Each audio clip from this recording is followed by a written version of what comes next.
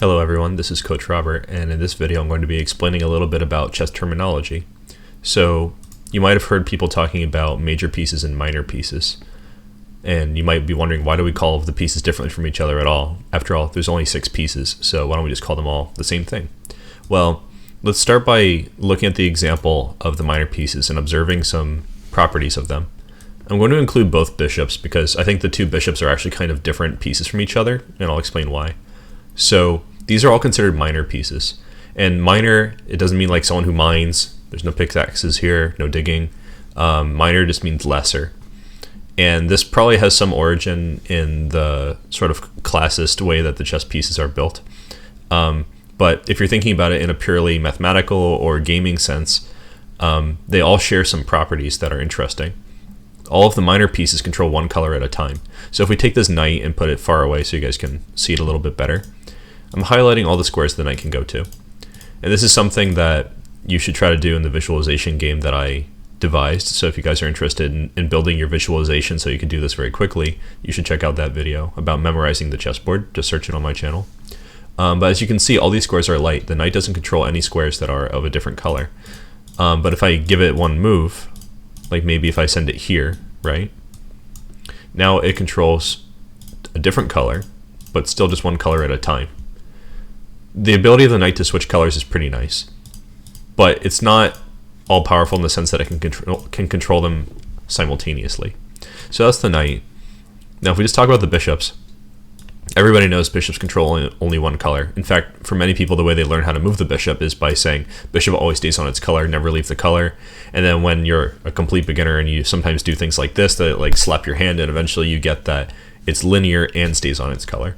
I'd like to note that the bishops are kind of two different pieces because they move in the same kind of direction, but they move on a different portion of the grid.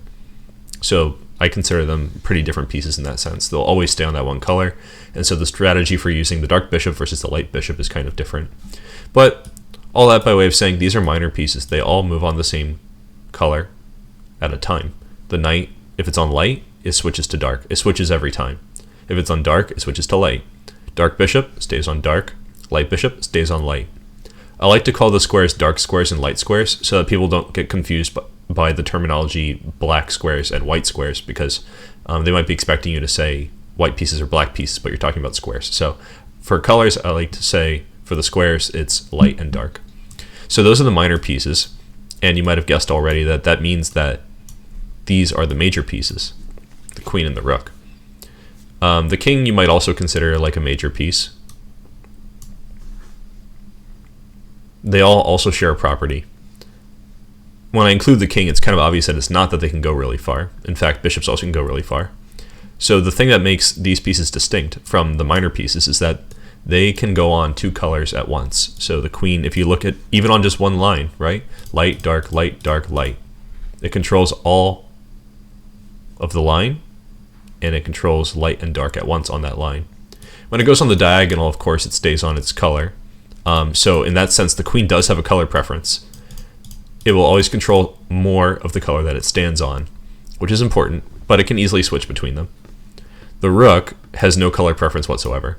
It always controls the light and the dark equally because it moves side to side, up and down, and there's no way that you can move the rook somewhere on the grid where it controls more dark than light, just because of how the grid is set up. It's too symmetrical.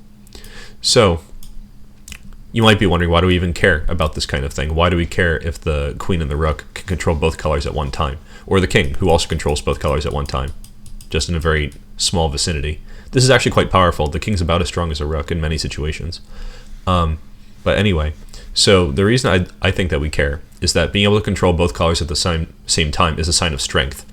So even if you don't respect the valuation of the pieces that people sometimes put forward, as I kind of don't really care for the values of the pieces, you have to respect that controlling both colors at the same time is very frequently a powerful attribute to have.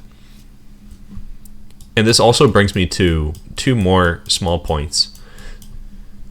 I said that sometimes the king is regarded not necessarily as a major piece. And the reason I would say that is because the king is so special. It's not because the king doesn't have the properties of a major piece. It's because the things about the king are so special that it deserves its own commentary, because of how the safety of the king is so important, because checkmate wins the game. So the king is sort of in its own category in that sense, even though it has properties of major pieces. There's another piece which is special to that degree, and it's the pawns.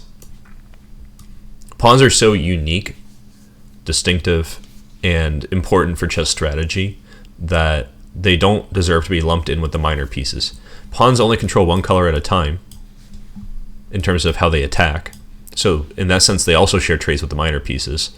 But because so much of chess strategy depends on the pawn structure, people often talk about the pawns in a different, more nuanced way. So in that sense, calling things major pieces and minor pieces is less about your chess strategy, more about how we talk about chess with each other. And being able to talk about chess in an accurate and clear way is very important for your chess improvement, because it also means that you have a clarified thought process about chess. And talking to other people about chess is a great way of helping to improve, because you can test your ideas if you can clearly explain them, and if you can understand what other people are saying. So even if you disagree about some of these ideas, it's good to know how other people are discussing chess. So I hope this was clarifying for you and that you like this, and feel free to check out my other content. Take care.